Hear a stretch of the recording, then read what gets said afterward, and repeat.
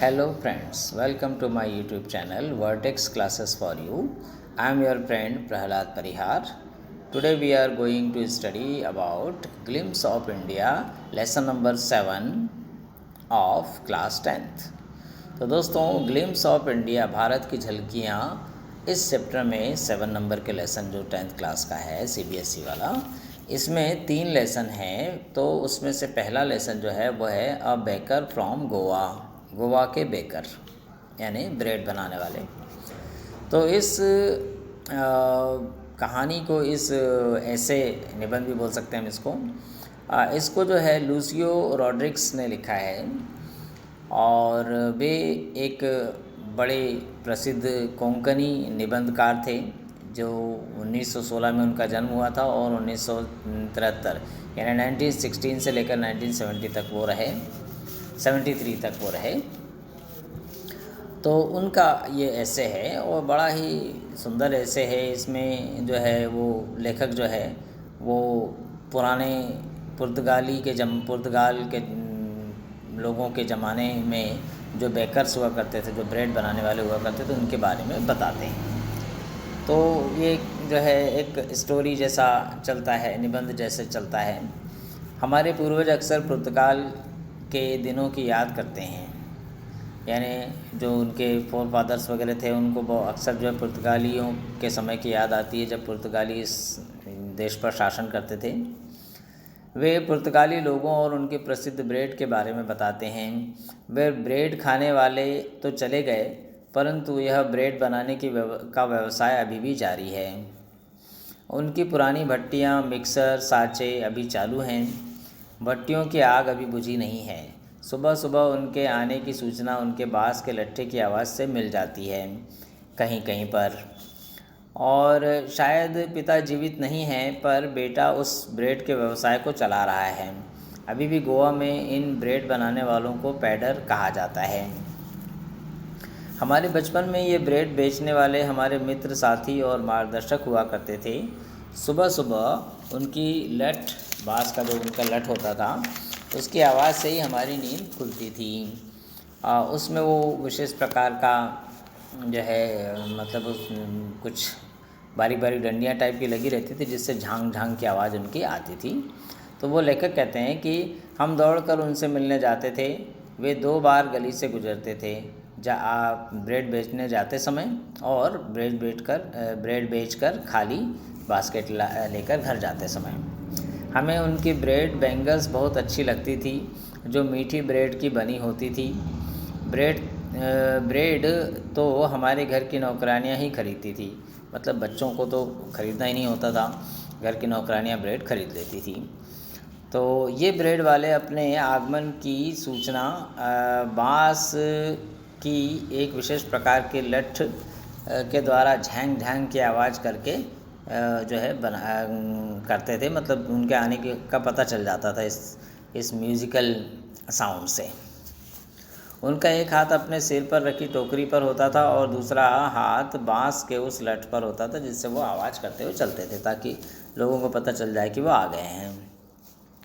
वो घर की मालकिन को गुड मॉर्निंग कहा करते थे और फिर अपने टोकरे को बाँस के खड़े उस लठ के ऊपर रख लेते थे। माताएं बच्चों को डांट कर घर के अंदर रहने को कहती थी, पर हम किसी बेंच पर चढ़कर पैडर की टोकरी में झांकने की कोशिश करते थे। मुझे अब तक उनके ब्रेड की वो विशेष खुशबू याद है।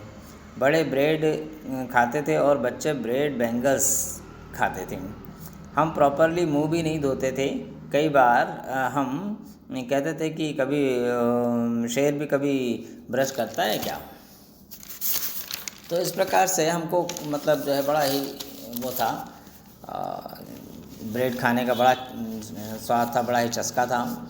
गर्म चाय हमारे मुंह धो देती थी और सफाई भी कर देती थी। शादी में बिना मीठी ब्रेड के, जिसको कि बोल कहा जाता था, वह उपहार व्यर्थ ही हो जाते थे। मतलब ब्रेड ज़रूरी था शादी में, ब्रेड जिसको बॉल कहा जाता था। गांव में बेकर बड़ा ही महत्वपूर्ण व्यक्ति होता था। घर की मालकिन की बेटी की एंगेजमेंट के समय सैंडविच तैयार किया जाता था। केक और बॉलिनहास क्रिसमस पर बनाए जाते थे, दूसरे त्योहारों में ज़रूरी होते थे। इसलिए गांव में ब्रेड बनाने वाले की भट्टी का होना अत्यंत आवश्यक था। उन दिनों उनकी एक खास ड्रेस हुआ करती थी जिसे कबाई कहा जाता था। यह घुटनों तक आने वाली एक लंबी फ्राक की तरह होती थी। हमने बचपन में बेकर को घुटनों से थोड़ी ऊपर थोड़ी नीचे वाली पैंट और शर्ट पहने हुए देखा था। ऐसी ड्रेस को लोग पैडर वाली ड्रेस कहते थे। सामान्यतः बेकर महीने के आखिरी में अपना बिल जमा करवाता था। मासिक रिकॉर्ड किसी दीवार पर पेंसिल से लिखा जाता था। उन दिनों बेकर का काम लाभदायक हुआ करता था। उनका परिवार कभी भूखा नहीं मरता था। वो लोग और उनके नौकर हमेशा खुश और मोटे ताज़े नज़र आते थे, समृद्ध नज़र आते थे। और इस बात का सबूत था उनकी कटहल जैसी मोटी ताज़ी बॉडी, यानी वो उनकी बनावट जो मोटे मोटे वो हुआ करते थे। तो इस तरह से बेकर को, पैडर को याद किया गया है इस ऐसे के माध्यम से, और बहुत अच्छा ऐसे है ये। और फ्रेंड्स, आई होप आप लोगों को समझ में आ रहा होगा। अब जो है हम इसके क्वेश्चन आंसर रीड करते हैं। तो ओरल कॉम्प्रिहेंशन चेक जो 86 पेज पर है, उसमें पहला क्वेश्चन है, what are the elders in Goa nostalgic about, यानी गोवा के जो बूढ़े लोग हैं उनको किस चीज़ की याद आती है, किस चीज़ को वो मिस करते हैं। तो वो लोग जो है पुर्तगाल के उन दिनों को मिस करते हैं जब जो है पुर्तगालियों का समय था। उनको वो समय बहुत बेहतरीन लगता है, और उस समय जो ब्रेड बनाई जाती थी उस ब्रेड की भी वो याद करते हैं। सेकेंड है, is bread making still popular in Goa, क्या ब्रेड मेकिंग अभी भी गोवा में चलती है। हाउ डू यू नो, आपको कैसे पता चलता है। तो हाँ, ब्रेड मेकिंग जो है वो गोवा में अभी भी चलती है, क्योंकि गोवा में शादी, सगाई, क्रिसमस सब जगह पर ब्रेड की मौजूदगी आज भी मौजूद है। और what is the baker card, baker को क्या कहते थे। तो बेकर को जो है पैडर कहा जाता था। और when would the baker come every day, हर दिन बेकर किस समय आता था। तो हर दिन बेकर जो है सुबह आता था। Why did the children run to meet him, बच्चे उससे मिलने के लिए क्यों दौड़ते थे। तो बच्चे उससे मिलने के लिए इसलिए दौड़ते थे कि उनको ब्रेड की खुशबू बड़ी अच्छी लगती थी, और उनको ब्रेड बैंगल का स्वाद भी बड़ा अच्छा लगता था। तो नेक्स्ट इसमें है, match the following what is must. तो एज मैरिज गिफ्ट के रूप में जो है स्वीट ब्रेड, जिसको बोल कहा जाता था, वो इम्पोर्टेंट था। फॉर अ पार्टी और अ फेस्ट, ब्रेड बनना ज़रूरी होता था गोवा की लाइफ में। और for a daughter's engagement, sandwiches बनाना ज़रूरी होता था। और फॉर क्रिसमस डे के लिए केक्स और बॉलिनहास ज़रूरी होते थे। नेक्स्ट क्वेश्चन है इसमें ओरल कॉम्प्रिहेंशन चेक 87 में, what did the bakers wear, baker क्या पहनते थे in Portuguese days and when the author was young. तो पुर्तगालियों के दिनों में बेकर जो है वो कबाई नाम की ड्रेस पहनते थे, जो कि एक लंबी फ्रॉक की तरह होती थी घुटनों से नीचे तक।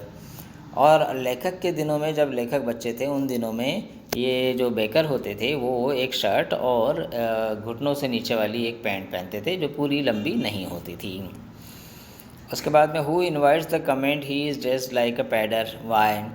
तो ये उसकी ड्रेस पैडर जैसी है, ऐसा क्यों कहा जाता था। तो ऐसा तब कहा जाता था जब कोई व्यक्ति घुटने से नीचे वाली पैंट पहनता था, हाफ पैंट पहनता था, और जो है शर्ट पहनता था, तो उसको पैडर की ड्रेस जैसी कहा जाता था। और क्योंकि पैडर पुराने ज़माने में ऐसी ड्रेस पहना करते थे।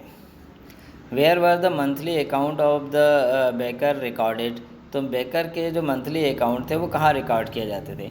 तो वो दीवार पर किसी पेंसिल से रिकॉर्ड किए जाते थे। और what does a jackfruit like appearance mean, jackfruit like के जैसा दिखने का मतलब क्या है। तो जैक फ्रूट यानी कटहल के फल जैसा दिखने का मतलब है मोटा ताज़ा दिखना, मोटे शरीर वाला। तो जो कि बेकर या पैडर की पहचान हुआ करती थी, वो लोग इसी प्रकार से मोटे ताज़े दिखते थे। So this is the lesson baker from Goa. So I hope you are understanding it. So thank you very much for watching my videos. और फ्रेंड्स अपने मित्रों को भी ये वीडियो शेयर करिए ताकि वो लोग भी इसका लाभ ले सकें। And please subscribe my channel. Thank you very much.